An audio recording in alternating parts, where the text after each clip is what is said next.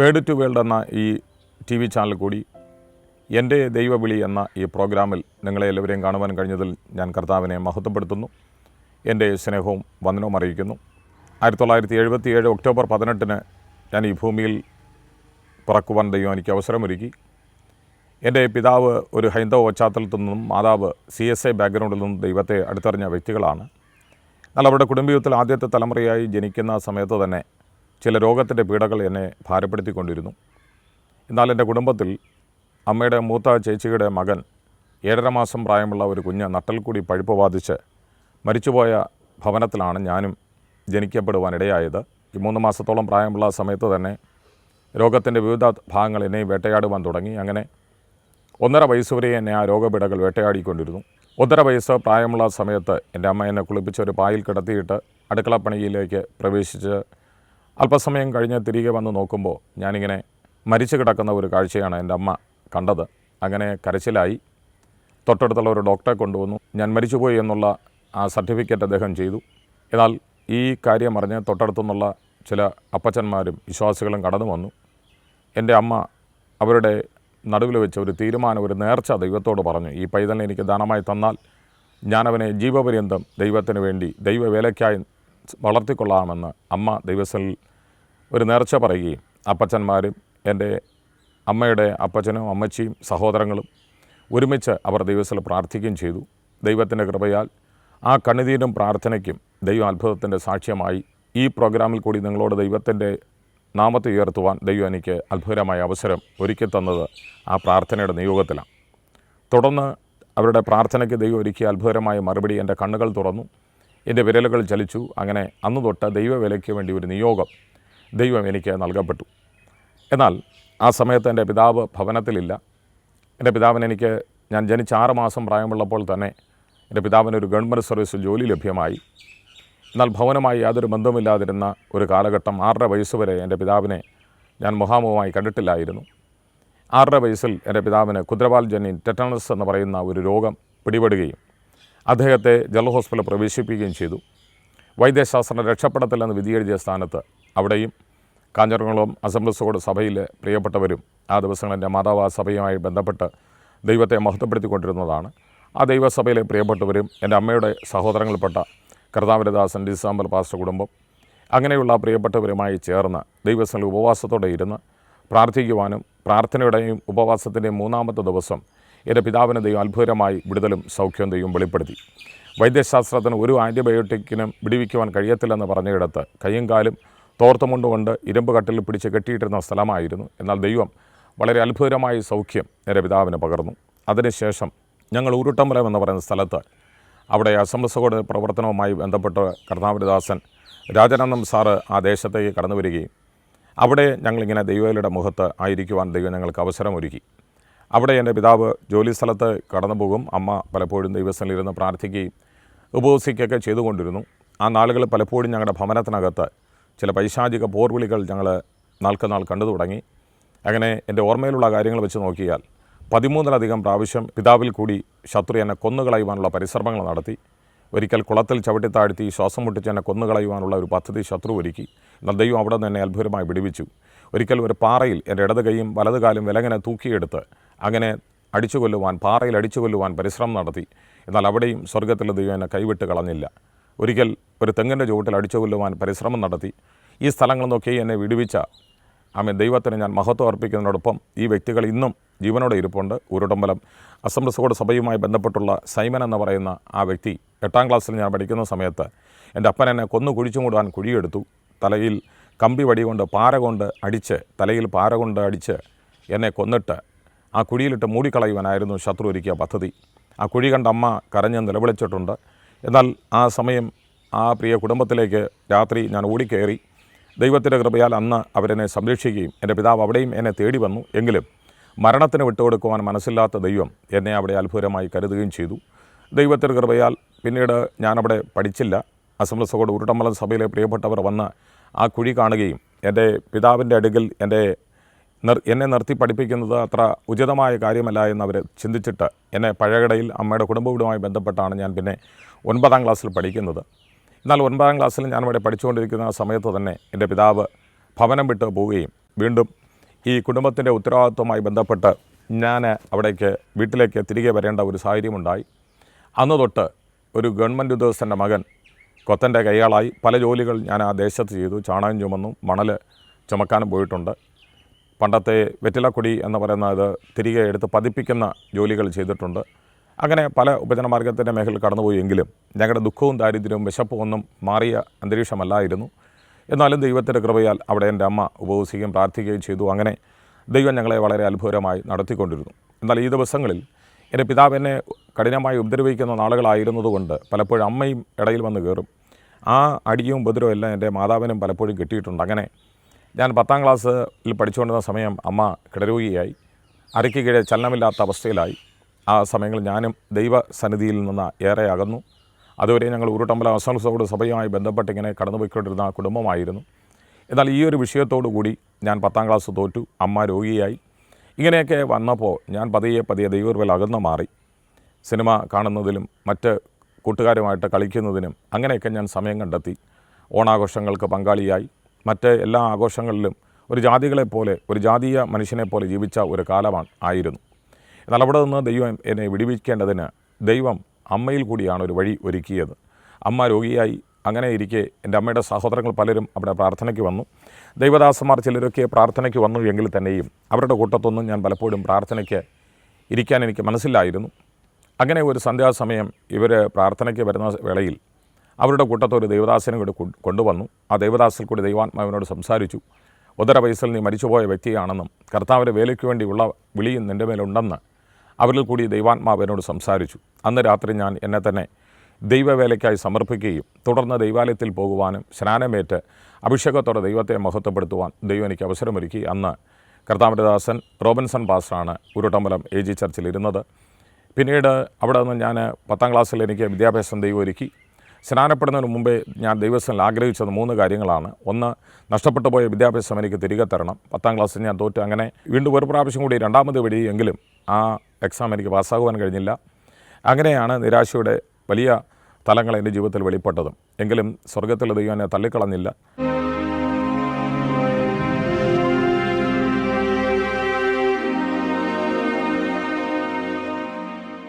ഒരു കുടുംബത്തിലെ കുടുംബനാഥൻ എത്രമാത്രം കഷ്ടപ്പെട്ടാണ് കുഞ്ഞുങ്ങളെ അല്ലെങ്കിൽ കുടുംബത്തെ പോറ്റി പുലർത്തുന്നത് എന്നുള്ള ആ കാര്യാദികൾ എൻ്റെ ശരീരം കൊണ്ടും മനസ്സുകൊണ്ടും ഞാൻ നന്നായി രുചിച്ചറിഞ്ഞ ദിവസമായിരുന്നു. കടന്നുപോയ ജീവിത പ്രതിസന്ധിയിൽ ഞാൻ ദൈവസന്നിധിയിൽ 3 വിഷയങ്ങൾ ദൈവത്തോട് പറഞ്ഞ് പ്രാർത്ഥിക്കുവാനിടയായി. 1, എൻ്റെ നഷ്ടപ്പെട്ടുപോയ വിദ്യാഭ്യാസം. 2, ഞങ്ങൾക്ക് ആ ദിവസങ്ങൾ പഴയ വസ്ത്രങ്ങളാണ് ഉപയോഗിക്കുവാൻ കിട്ടിയിരുന്നത്. ആ പഴയ വസ്ത്രങ്ങൾ ഉപയോഗിക്കുന്ന ജീവിത നിലവാരത്തിൽ നിന്ന് ഒരു വിടുതൽ ദൈവത്തിൽ ഞാൻ ആഗ്രഹിച്ചു, പ്രാർത്ഥിച്ചു. 3ാമത് എൻ്റെ പിതാവിൻ്റെ മടങ്ങിവരവ്. ഈ 3 കാര്യങ്ങൾ ദൈവസ്ഥലം വെച്ച് പ്രാർത്ഥിക്കുകയും അന്ന് വന്ന ഒരു ദൈവദാസിൽ കൂടി ആ ഉപവാസ പ്രാർത്ഥനയുടെ വേളയിൽ ദൈവം അത്ഭുതകരമായ ഒരു അതിശയം ആ ദൈവദാസിൽ കൂടി ദൈവാത്മാവ് എന്നോട് ഞാൻ പ്രാർത്ഥിച്ച 3 കാര്യങ്ങളും ആ ദൈവദാസിൽ കൂടി ദൈവാത്മാവ് വെളിപ്പെടുത്തി. അങ്ങനെ കർത്താവിൻ്റെ വേലയ്ക്ക് വേണ്ടി ഞാൻ എന്നെ തന്നെ സമർപ്പിച്ചു. സ്നാനമേറ്റ് അധികം കഴിയുന്നതിന് മുമ്പേ അമ്മയുടെ മൂത്ത ചേച്ചി കുടുംബം ഡിസംബർ പാസ്റ്റർ പ്രിയ വലിയമ്മ അവരുടെ ഭവനത്തിലേക്ക് എന്നെ കൊണ്ടുപോവുകയും ഞാനങ്ങനെ അവിടെ നിന്ന് പഠിക്കുവാൻ ദൈവം എനിക്ക് അവസരമൊരുക്കി. ദൈവത്തിൻ്റെ കൃപയാൽ 10ാം ക്ലാസ് 300 മാർക്കിനടുപ്പിച്ച് മാർക്ക് നേടി പാസ്സാകുവാൻ ദൈവം എനിക്ക് അവസരമൊരുക്കി. തുടർന്ന് ഞാൻ പ്രീ ഡിഗ്രി പഠിക്കുവാൻ ബദനി ഇൻസ്റ്റിറ്റ്യൂഷനിൽ ചേർന്ന് പഠിക്കുവാൻ ദൈവം എനിക്ക് അവസരമൊരുക്കി. കർത്താവിൻ്റെ ദാസൻ അങ്ങനെ അവസരമൊരുക്കി തന്നു. അങ്ങനെ 4 ബദനി ഇൻസ്റ്റിറ്റ്യൂട്ടിൽ പഠിക്കുന്ന സമയത്ത് എൻ്റെ പിതാവ് ഭവനത്തിലേക്ക് മടങ്ങി വരികയും ദൈവവേലയ്ക്ക് വേണ്ടി സമർപ്പിക്കപ്പെട്ട എൻ്റെ ജീവിതത്തിൽ മറ്റൊരു വഴി എൻ്റെ പിതാവിൽ കൂടി ശത്രു ഒരുക്കുകയും ചെയ്തു. ഒരു ഗവൺമെൻറ് ജോലി എൻ്റെ മുമ്പിൽ ഒരു ഓഫറായിട്ട് വന്നു.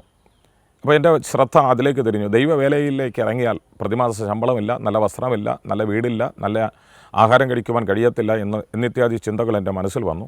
എന്നാൽ മറുഭാഗത്ത് ദൈവം എൻ്റെ അമ്മയിൽ കൂടി വളരെ എന്നെ സ്നേഹിക്കുകയും അമ്മയുടെ ഉപവാസവും പ്രാർത്ഥനയൊക്കെ എന്നെ വളരെ സ്വാധീനിക്കുകയും ചെയ്തുകൊണ്ടിരുന്നു.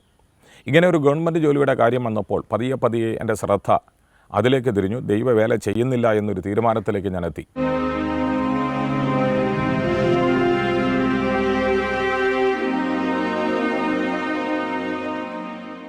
അടുപ്പിച്ചടുപ്പിച്ച് 4 ആക്സിഡൻറ്റുകൾ എനിക്കുണ്ടായി. ഒന്നാമത്തെ ആക്സിഡൻറ്റ് ശ്രീകാര്യത്ത് വെച്ച് ഒരു ആക്സിഡൻ്റ് ഉണ്ടായി. എൻ്റെ വലത് കാലിൽ 7 സ്റ്റിച്ച്.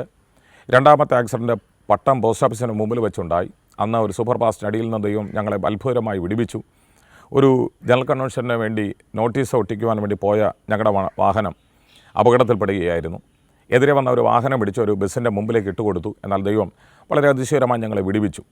മൂന്നാമത്തെ ആക്സിഡൻറ്റ് ആറാലമ്മൂട് വെച്ചാണ്. എൻ്റെ മൂത്ത ജ്യേഷ്ഠനുമായി സഞ്ചരിക്കുന്ന സമയത്ത് അവിടെ വെച്ച് ആക്സിഡൻ്റായി. എങ്കിലും അവിടെയും മരണത്തിൽ ദൈവം ഞങ്ങളെ വിടുവിച്ചു.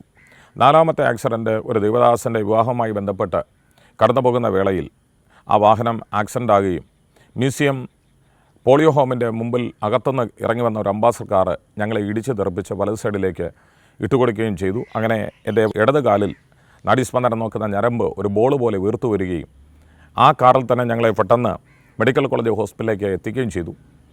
എന്നാൽ 3.5 മാസം പിന്നീട് എനിക്കത് കഠിനമായ വേദനയായി. പല ചികിത്സകൾ മാറി മാറി ചെയ്തിട്ടും സൗഖ്യം വരാത്ത നാളുകളായിരുന്നു. പല ചികിത്സകൾ ചെയ്തിട്ടും എനിക്ക് സൗഖ്യം വരാതെയിരുന്നു. ചെല്ലയൻ എന്ന് പറഞ്ഞ പാറോട്ടോണത്തുള്ള വൈദ്യൻ, അദ്ദേഹം നോക്കി. സത്യൻ എന്ന് പറഞ്ഞ ചുള്ളിമാനുള്ള വൈദ്യൻ, അദ്ദേഹം നോക്കി.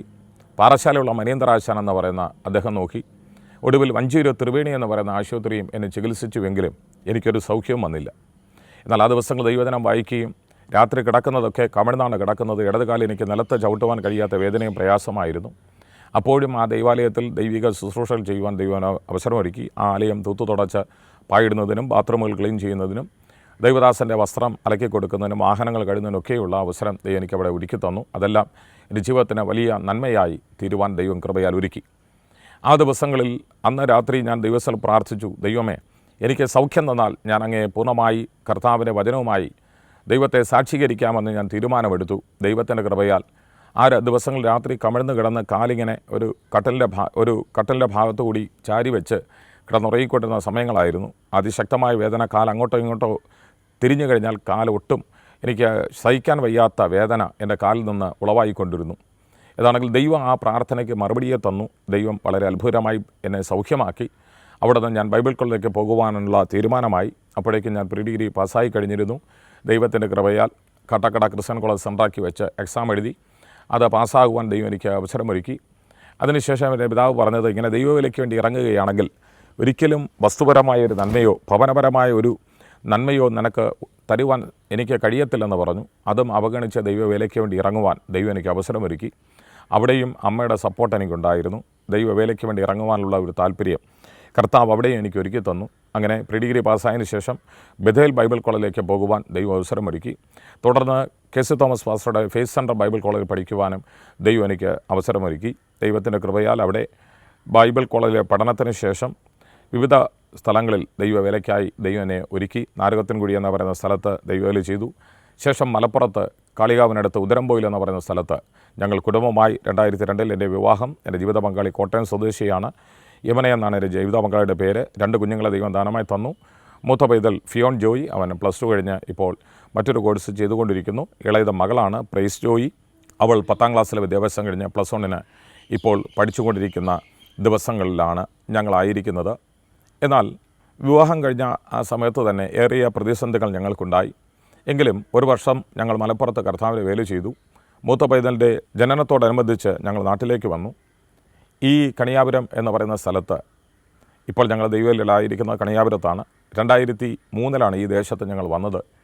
ഈ ദേശത്ത് ഇത് മുസ്ലിം സഹോദരൻ തിങ്ങി നിറഞ്ഞ ദേശമാണ്. ഇവിടെ ഒരു ക്രിസ്തീയ പ്രവർത്തനം ഇല്ലാത്ത മേഖലയാണ്. CSI, കാത്തലിക് അങ്ങനെയുള്ള യാതൊരു ക്രിസ്തീയ ചർച്ചകളും നമുക്ക് ഈ ദേശത്ത് കാണുവാനില്ല. കഴക്കൂട്ടം കഴിഞ്ഞാൽ പിന്നെ അടുത്തൊരു ക്രിസ്തീയ ദേവാലയമുള്ളത് പള്ളിപ്പുറം മംഗലാപുരം ഭാഗത്താണ്. എന്നാൽ ഇതിനിടയിൽ യാതൊരു ക്രിസ്തീയ പ്രവർത്തനങ്ങളില്ലാത്ത ഈ മേഖലയിൽ ദൈവം ഞങ്ങളെ കൊണ്ടുവരികയും 2003 മെയ് മാസം 27-ാം തീയതി അന്ന് രാത്രി പ്രിയ ജക്കു കുര്യൻ പാസ്റ്ററുടെ കെയർ ഓഫിൽ പ്രിയ ജോൺസ് പാപ്പൻ എന്ന് പറയുന്ന പ്രിയ സഹോദരൻ ഞങ്ങളെ ഇവിടെ കൊണ്ടുവന്നാക്കി. അന്ന് തൊട്ട് ഇന്ന് വരെയും ഈ 2024 ഒക്ടോബർ മാസം വരെയും ഞങ്ങൾക്ക് ഇവിടെ ആയിരിക്കാൻ ദൈവം ഞങ്ങളെ അവസരമൊരുക്കി. എന്നാൽ ഇവിടെ 23 വാടക വീടുകൾ ഞങ്ങൾക്ക് മാറേണ്ടതായിട്ട് വന്നു. 2003 തൊട്ട് 2016 വരെയുള്ള സമയങ്ങളിൽ ഞങ്ങൾക്ക് 23 വീട് മാറേണ്ടി വന്നു. 2 പ്രാവശ്യം എന്നെ പട്ടി ഉപദ്രവിച്ചു, കടിച്ചു. 12ലധികം ആക്സിഡൻറ്റുകൾ, 2 വീലർ ആക്സിഡൻറ്റുകൾ ഇവിടെ വെച്ച് നേരിടേണ്ടി വന്നു. എങ്കിലും സ്വർഗത്തിലത് എത്രത്തോളം ജീവനോടെ ഞങ്ങളെ കരുതി. ദേശത്ത് ഒരാലയം പണിയുവാൻ ദൈവം ഞങ്ങൾക്ക് അവസരമൊരുക്കി. ഇന്ന് 20 ലക്ഷത്തിലധികം രൂപ ഞങ്ങൾക്ക് കടഭാരമായിട്ടുണ്ട് എങ്കിലും ദൈവം അവിടെയും ഞങ്ങളെ അതിശയകരമായി നടത്തിക്കൊണ്ടിരിക്കുന്നു. ഇത്രത്തോളം ദൈവം ഞങ്ങളെ കരുതി. ദൈവത്തിൻ്റെ കരുതലും വിടുതലും കാണുവാൻ ദൈവം ഞങ്ങൾക്ക് അവസരമൊരുക്കി. ഒരിക്കൽ ഞങ്ങൾ ആരാധന നടത്തിക്കൊണ്ടിരുന്ന സ്ഥലത്ത് ഒരു മുസ്ലിം സഹോദരൻ്റെ വീട് വാടകയ്ക്കെടുത്ത് പ്രാർത്ഥന നടത്തിക്കൊണ്ടിരുന്ന ഇടയിൽ അവിടെ 40-ലധികം വ്യക്തികൾ വന്ന് ആ വീട് വളഞ്ഞ് ഞങ്ങളെ ഉപദ്രവിക്കാനുള്ള പരിശ്രമം നടത്തി. എങ്കിലും സ്വർഗ്ഗത്തിലെ ദൈവം അവിടെയും ഞങ്ങളെ വളരെ അതിശയകരമായി കരുതി. ഞങ്ങളുടെ രണ്ടാമത്തെ മകൾ, അവൾ ജനനത്തിൽ തന്നെ ചില ശാരീരിക പ്രതിസന്ധികളോടെയാണ് അവൾ ജനിച്ചത്. എന്നാൽ സ്വർഗ്ഗത്തിലെ ദൈവം അവിടെ വെട്രിക്കൽ വാൽവ് ബ്ലോക്കാകാതെ ശുദ്ധരക്തം അശുദ്ധരക്തവും തമ്മിൽ കൂടിക്കലർന്നൊഴുകിയ സ്ഥാനത്ത് ദൈവം വളരെ അത്ഭുതമായ കുഞ്ഞിനെയും സൗഖ്യത്തോടെ ദൈവം ഞങ്ങൾക്ക് വിടുതലായി തന്നു. അങ്ങനെയും ഒരു വലിയ വിടുതല സാക്ഷ്യം ഞങ്ങൾക്ക് അവിടെയും പറയുവാനുണ്ട്. എന്നാൽ ആ ദിവസങ്ങളിൽ എൻ്റെ പിതാവ് ഒന്ന് ആശുപത്രിയിൽ വന്ന് തിരിഞ്ഞു നോക്കുവാനോ ആ കുഞ്ഞിനെ ഒന്ന് കാണുവാനോ മനസ്സ് വയ്ക്കാത്ത സ്ഥാനത്ത് ബന്ധുമിത്രാദികൾ പലരും മാറി നിന്നു. എന്നാൽ സ്വർഗ്ഗത്തിലെ ദൈവം ലിസി എന്ന് പറയുന്ന കുളത്തുപുഴ സ്വദേശിയായ ലിസി ആൻറ്റി അവർ ദൈവകൃപയാൽ കടന്നു വന്ന് ആശുപത്രി ബില്ലടയ്ക്കുവാനും ദൈവത്തിൻ്റെ പ്രവൃത്തി വന്നപ്പാൻ ദൈവം അവസരമൊരുക്കി. അതിന് മുഖാന്തരമായി തീർന്ന ശിവമാർ പാസ്റ്റർ പൗടിക്കോണം ദേവദാസൻ ഒരിക്കലും മറക്കുവാൻ കഴിയുന്ന വ്യക്തിയല്ല. ദൈവം ഇത്രത്തോളം ഞങ്ങളെ ഈ ദേശത്ത് കൊണ്ടുവന്നു. ഈ ദേശത്ത് ഇങ്ങനെ ഒരു ആലയം പണിതു. ഇവിടെ ഇപ്പോൾ ഞങ്ങൾ 60ഓളം പേര് ദൈവത്തെ ഒരുമിച്ച് മഹത്വപ്പെടുത്തിക്കൊണ്ടിരിക്കുന്നു. ഇവിടെ IPCയുടെ ഒരു പ്രവർത്തനത്തിലാണ് ഞങ്ങളായിരിക്കുന്നത്. 2003 തൊട്ട് IPC സംഘടനയുമായി ബന്ധപ്പെട്ട് ഇവിടെ ഞങ്ങൾ ദൈവത്തെ മഹത്വപ്പെടുത്തുന്നു. ആ ദിവസങ്ങൾ വളരെ ദാരിദ്ര്യമായ അനുഭവങ്ങളുണ്ടായി. അങ്ങനെ IPC താബോർ സഭയുമായിട്ട് ബന്ധപ്പെടുത്തുന്നത് പ്രിയ ജക്കോ കുര്യൻ പാസ്റ്ററാണ്. അന്ന് doctor VA Varghese sir IPC Tabor സഭയിലിരിക്കുന്ന സമയം ഞങ്ങളെ ആ സഭയുടെ ഒരു അവിശേഷം പ്രവർത്തനമായി അംഗീകരിക്കുകയും അത് ഞങ്ങളുടെ ഈ ദേശത്തിലെ പ്രവർത്തനങ്ങൾക്ക് വളരെ കൈത്താങ്ങലാകുകയും ചെയ്തു. ദൈവത്തിൻ്റെ കൃപയാൽ ആരെയും പരിചയമില്ലാതെയാണ് ഈ ദേശത്ത് വരുന്നത്. അന്ന് തുടങ്ങി ഇന്നുവരെയും ദൈവം അനേകരെ പരിചയപ്പെടുവാനും അനേക രോഗികൾക്ക് വേണ്ടി പ്രാർത്ഥിക്കുവാനും അനേക അത്ഭുതങ്ങൾ ഈ ദേശത്ത് വെളിപ്പെടുന്ന കാലവും കാഴ്ചയും കാണുവാൻ ദൈവം ഞങ്ങൾക്ക് അവസരമൊരുക്കി. ഇന്ന് ഇത്രത്തോളം ദൈവം ഞങ്ങളെ നിർത്തിയിരിക്കുന്നു. ഇന്ന് ഞങ്ങൾക്കൊരു കൊയർ ടീമുണ്ട്. രഹബോത്ത് എന്ന് തന്നെയാണ് കൊയർ ടീമിൻ്റെ പേര്. ദൈവത്തിൻ്റെ കൃപയാൽ എല്ലാവരും ചേർന്ന് ദൈവത്തെ ഈ ദേശത്ത് മഹത്വപ്പെടുത്തുവാൻ ദൈവ അവസരങ്ങളെ തന്നുകൊണ്ടിരിക്കുന്നു. ഈ വേൾഡ് ടു വേർഡ് എന്ന ഈ ചാനൽ കൂടി എൻ്റെ ദൈവവിളി എന്നുള്ള ഈ പ്രോഗ്രാമിൽ കൂടി നിങ്ങളെ എൻ്റെ സാക്ഷ്യവും ആലോചനയും വചനവുമായി ഇരിക്കുവാൻ ദൈവം നൽകിയ അവസരങ്ങൾക്ക് നന്ദി പറഞ്ഞുകൊണ്ട് എൻ്റെ വാക്കുകളെ ചുരുക്കുന്നു. കർത്താവ് നിങ്ങളെ ധന്യമായി അനുഗ്രഹിക്കുമാറാകട്ടെ. Thank you.